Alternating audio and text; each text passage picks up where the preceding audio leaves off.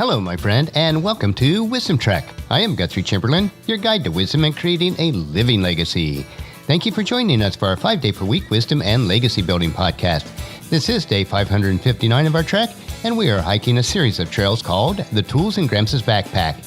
Each Monday, for a total of 20 weeks, we will explore a different tool that is needed to motivate and equip parents and grandparents to train their children and grandchildren to be successful on their trek of life. If you don't have any children or grandchildren of your own, use these tools to train others that you do influence.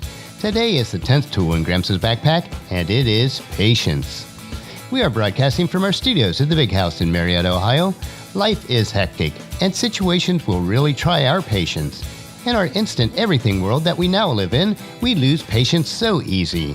If our fast food meal takes us more than 5 minutes to receive, we come unhinged. If a website takes more than a few seconds to load, we almost lose it. If we get behind someone driving that happens to be driving just the speed limit, we really go crazy. This is why it is so important to include the tool of patience in our backpack as one of our character traits. We first need to learn it ourselves, which is very difficult, and then through patience we need to teach it to others. So the tool for today that we will explore is patience. Patience is a tool that every thoughtful parent and grandparent needs themselves, and then they skillfully need to teach it to others. The lack of patience is really a sign of foolishness and selfishness. The reason that we become impatient is that we feel that our time and priorities are much more important than others. Patience, though, is an embodiment of love. Love is an exercise in patience. One of the attributes of love is being patient, as we are told in 1 Corinthians chapter 13, verse 4. Love is patient and kind. Love is not jealous or boastful or proud. From time to time, even our most considerate friends and family members may do things that worry us, confuse us, and even anger us. Why is this? It is because they are human and not perfect, just like we are. It is exactly because they are human that we need to be patient with their shortcomings, just as they need to be patient with ours. Ephesians chapter 4 verse 2 tells us, always be humble and gentle, patient with each other, making allowances for each other's faults because of your love. St. Augustine said that patience is a companion of wisdom. It is also listed as part of the fruit of the Spirit contained in Galatians chapter 5 verses 22 through 23. But the Holy Spirit produces this kind of fruit in our lives: love, joy, peace, patience, kindness, goodness, faithfulness, gentleness, and self-control. There is no law against these things. The next time that you find yourself getting irritated and drumming your fingers while waiting for a loved one to do the right thing on a timely basis, take a deep breath and relax. Ask God for a little more patience. After all, we have very little control over most circumstances and events in our lives anyway. Impatience just makes the journey much more miserable.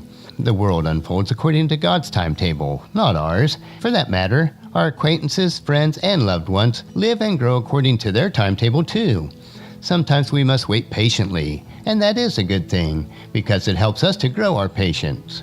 After all, think about how patient God is with us and our shortcomings. Colossians chapter 3 verses 12 through 14 tells us, since God chose you to be holy people he loves, you must clothe yourself with tender-hearted mercy, kindness, humility, gentleness, and patience. Make allowances for each other's faults, and forgive anyone who offends you. Remember, the Lord forgave you, so you must forgive others. With these thoughts in mind, we will conclude our trek for today and close Gramps' backpack. Before I do, I will pass this tool of patience on to you. Once you have this tool in your backpack, it is up to you to use it in your life by becoming more patient, humble, and gentle. Then teach and train your children and grandchildren and everyone that you impact to be more patient. This can only be done if it is first demonstrated in your life.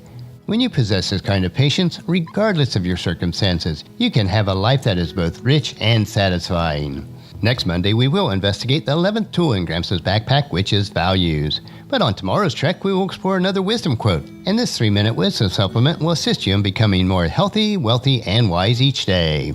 Thank you for joining us on this trek called life, and encourage your friends and family to join us and to come along with us tomorrow for another day of Wisdom Trek, creating a legacy. If you'd like to listen to any of the past daily treks or read the daily journal, they are available at wisdom-trek.com. You can also subscribe at iTunes and Google Play, so that each day's trek will be downloaded to you automatically. And as we close, I want to thank you for allowing me to be your guide, your mentor, but most importantly, I am your friend, as I serve you through the Wisdom Trek podcast and journal. And as we take this trek of life together, let us always live abundantly, love unconditionally, listen intentionally, learn continuously, lend to others generously, lead with integrity, and then leave a living legacy each day. I am Guthrie Chamberlain, reminding you to keep moving forward, enjoy your journey, and then create a great day every day. See you tomorrow.